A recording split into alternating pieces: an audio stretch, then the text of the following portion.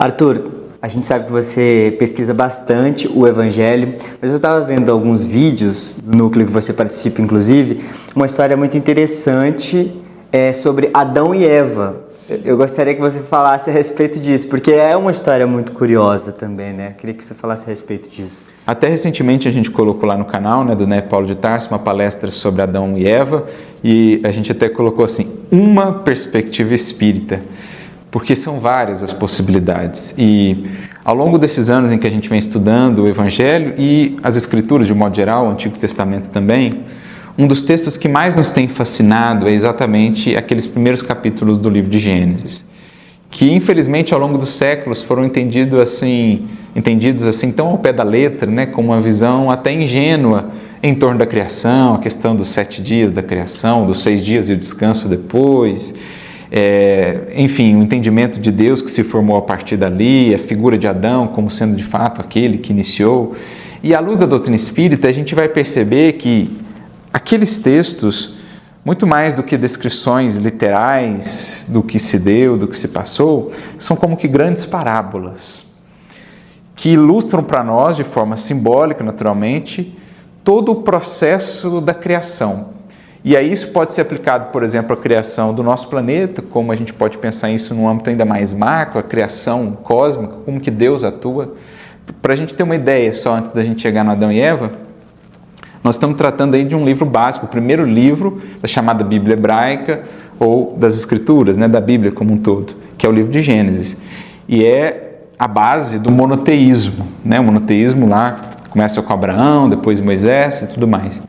E é interessante que no primeiro versículo do primeiro livro, que seria um dos fundamentos do monoteísmo na Terra, nós temos a palavra Deus no plural. No princípio, a gente fala, né? No princípio criou Deus. As traduções, a maioria delas estarão assim. Mas na verdade está deuses ali. E você fala, e agora? Como assim? E aí vem a doutrina espírita. E nos fala como se dá esse processo de criação em plano maior, dizendo-nos que Deus é o planificador de tudo. É a causa primária de todas as coisas. Mas quem que manipula a matéria para criar planetas, sistemas, constelações? São as inteligências divinas, os espíritos puros, que já entraram numa tal comunhão com Ele que nós ainda não conseguimos descrever. Jesus, por exemplo, é um desses espíritos. Então, quando a gente vê deuses ali no texto, estão fazendo uma referência a esses espíritos que já estão num tal nível de comunhão com Deus que não são Deus propriamente, mas captam tanto o seu pensamento e a sua vontade que atuam como seus emissários diretos. Assim a definição de um Cristo ou de um Messias pela doutrina espírita. Então, só para ilustrar como que esses textos eles vão sendo ressignificados quando a gente tem a chave do entendimento espiritual. A mesma coisa em torno de Adão e de Eva, que nós vamos percebendo que são muito mais arquétipos do que propriamente criaturas que de fato existiam. O próprio Kardec vai comentar sobre isso no livro A Gênese, dizendo que Adão, por exemplo, dentre os símbolos que ele traz e representa, ele seria uma representação daqueles espíritos que vieram exilados de outros orbes, que aqui vieram em processo de exílio, por não terem conseguido acompanhar a evolução de lá, mas que chegando aqui serviram ao progresso daqueles espíritos que já eram vinculados à Terra, né, que já vinham evoluindo aqui na Terra.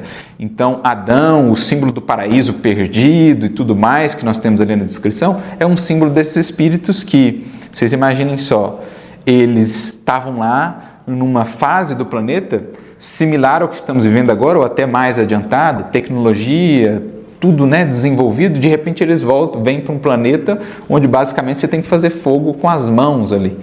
Então, a sensação de queda, né, de sair de um paraíso, de repente se ver, né, está ali representado naquele símbolo.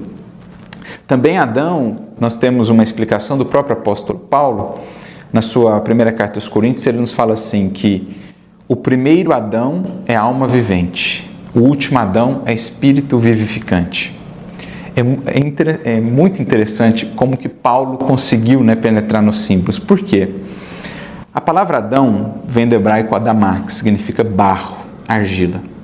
Então, o primeiro Adão é a alma vivente. A alma vivente nos traz uma conotação de passividade diante da vida. Uma alma que vive, uma alma que vai vivendo, uma alma que vai sendo levada pela vida. Agora, o último Adão é espírito vivificante. Aí já tem uma ideia de proatividade, de realização. O que Paulo está querendo dizer com isso? Quem são o primeiro Adão e o último Adão? Vamos começar pelo último. O último Adão, para Paulo, é o Cristo. Ele é o produto acabado. Ele é o modelo, ele é a referência que nos foi dada. Nesse sentido, quem é o primeiro Adão? Somos nós. Daí o sentido de Adamá, seres ainda muito materializados, presos à argila, à terra do mundo, à matéria e às sensações. Nós estamos ali representados em Adão, que é aquele que recebe orientação divina, lá no jardim, volta as costas para a orientação divina e diz assim: eu não vou fazer conforme Deus me orientou, eu vou fazer o que eu quero. Então é um símbolo do ser humano materializado, do ser humano que ainda dá mais vazão em si ao egoísmo e ao culto de si mesmo, dos seus caprichos, do que propriamente as orientações da consciência. E se a gente pensar dentro de nós, Adão e Eva vão ser representações de forças que existem em todo ser, em todo espírito. O próprio Jung trabalhou essa ideia dos arquétipos, que a gente vê em várias tradições. Por exemplo, na tradição oriental nós temos Yin e Yang, que seria a força masculina e a força feminina que existem em cada espírito. Nós temos, na linguagem de Jung, ânima e ânimos, que seria a mesma força masculina e feminina. E ele diz que Adão e Eva são uma representação dessas forças dentro de nós. De modo que, quando a serpente vai tentar, e a serpente não é um animal, é um símbolo de um espírito materializado, que rasteja ainda no solo, ela procura primeiro a feição feminina, busca primeiro o aspecto do sentimento, da emoção, porque é geralmente onde a gente cai. Quando a gente se equivoca, o que a gente fala? Onde eu estava com a cabeça? Onde eu estava com a razão? Por quê? A gente deixa a emoção preponderar e depois vai tentar criar a justificativa para a razão. Então, se a gente for estudar, a gente vai percebendo que tudo aquilo descreve processos psicológicos que se dão dentro de nós. Depois que a emoção compra a ilusão, vende ela para a razão, ambas caem, a gente comete o equívoco. O que acontece lá no jardim? Eles sentem a presença de Deus. Eles percebem que no jardim Deus passava por ali. O que eles fazem? Fogem, tentam se esconder. Ora, o que é isso? Essa presença de Deus no jardim, senão a própria voz da consciência que vem clamando quando a gente é pego em equívoco. E dela a gente tenta fugir. Então, só para ilustrar, isso daria um seminário imenso, mas a gente tentou aqui sintetizar. Não, muito interessante. Inclusive, por ser muito interessante, eu gostaria que você falasse como é que estão essas pesquisas, se tem algo novo vindo por aí. Lá no nosso grupo, assim, a gente começou com esse estudo há 10 anos, inclusive a gente está completando 10 anos agora em 2024, do Paulo de Tarso. A gente começou com esse estudo do Evangelho à luz da doutrina espírita, que permanece até hoje, digamos, é o carro-chefe do nosso grupo. Depois a gente criou um grupo de estudo só das cartas de Paulo à luz da doutrina espírita. E os frutos desses estudos, dessas pesquisas, a gente tem um grupo, então a gente separa uma passagem, todos meditam em suas casas, pesquisam, vão atrás, obras espíritas e outras, para a gente realmente buscar o espírito da letra. E aí, digamos que o resultado de tudo isso, o principal objetivo é que isso se faça visível e presente na nossa vida, na transformação de nossa vida, mas isso acaba também resultando nas palestras que a gente faz, nas atividades de divulgação que a gente faz, muito é fruto desses estudos, dessas pesquisas, em que a gente, digamos, vai compartilhando o resultado desse esforço colaborativo, de entender melhor as lições de Jesus, de torná-las mais acessíveis, para que a gente possa ter a coragem, então, e o estímulo de, enfim, agora vivê-las. Porque antes de chegarmos à vivência, é preciso compreendê-las a fundo. Como poderemos dizer que Jesus é nosso mestre se não entendemos de fato o que ele nos disse, o que está por detrás de cada detalhe desse, de cada nuance nas suas falas? A gente busca compartilhar isso, tanto pelos estudos que a gente transmite, como pelas palestras que a gente faz. O canal do NEP lá tem muito material nesse sentido, e quem sabe futuramente até material escrito, algo nesse sentido. A gente tem projeto também para isso, quanto a isso para o futuro. Muito obrigado, viu, Arthur?